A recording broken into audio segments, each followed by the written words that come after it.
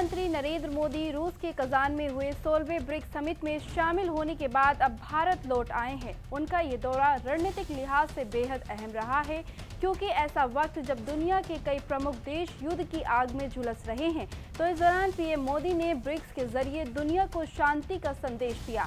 इतना ही नहीं, पीएम मोदी ने बढ़ रहे ब्रिक्स के फ्यूचर एजेंडे पर भी चर्चा की। पीएम मोदी के इस दौरे पर एक तरफ जहां भारत रूस के कूटनीतिक रिश्ते और मजबूत हुए हैं, वहीं इस दौरे में एक दिलचस्प बात यह भी हुई है कि 5 साल बाद पीएम मोदी ने चीनी राष्ट्रपति शी जिनपिंग से मुलाकात की है। पीएम के रूस दौरे की अहम बातें क्या रहीं, इन्हें समझना भी बेहद अहम है। पीएम मोदी के रूस दौरे में सबसे बड़ी हाईलाइट पीएम मोदी और चीन के राष्ट्रपति शी जिनपिंग की द्विपक्षीय बैठक ही रही। 2020 में गलवान घाटी के बाद दोनों देशों में मनमुटाव आ गया था, लेकिन इस समिट के जरिए भारत और चीन के रिश्तों पर बनी बर्फ पिघलना शुरू हो गई है और दोनों बातचीत के लिए सहज हो गई हैं। ब्रिक्स समिट ने भारत और रूस की दोस्ती और ज्यादा मजबूत की है। जुलाई में कजाकिस्तान में हुए शंघाई सहयोग संगठन यानी कि एससीओ में पीएम मोदी नहीं गए थे। ऐसे में कजान पहुंचे पीएम मोदी का दौरा काफी ज्यादा अहम माना जा रहा था। पीएम मोदी हिंदी में बात कर रहे थे और पुतिन रूसी भाषा में बोल रहे थे। दोनों नेताओं की बातों को रूसी और हिंदी में अनुवाद करने के लिए ट्रांसलेटर मौजूद थे,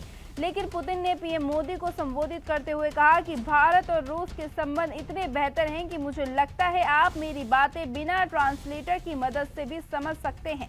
पुतिन की इस टिप्पणी पर पीएम मोदी खिलखिला उठे। इसके साथ ही पीएम मोदी ने भारत और चीन के बीच विवादों और मतभेदों को ठीक से सुलझाने पर जोर देते हुए कहा कि किसी भी सूरत में शांति भंग नहीं होनी चाहिए। पीएम मोदी ने ब्रिक्स समिट के संबोधन में ये भी कहा कि युद्ध का नहीं बल्कि शांति का समर्थन करते हैं।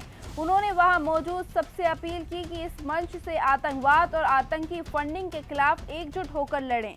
Subscribe now and press the bell icon. Never miss an update.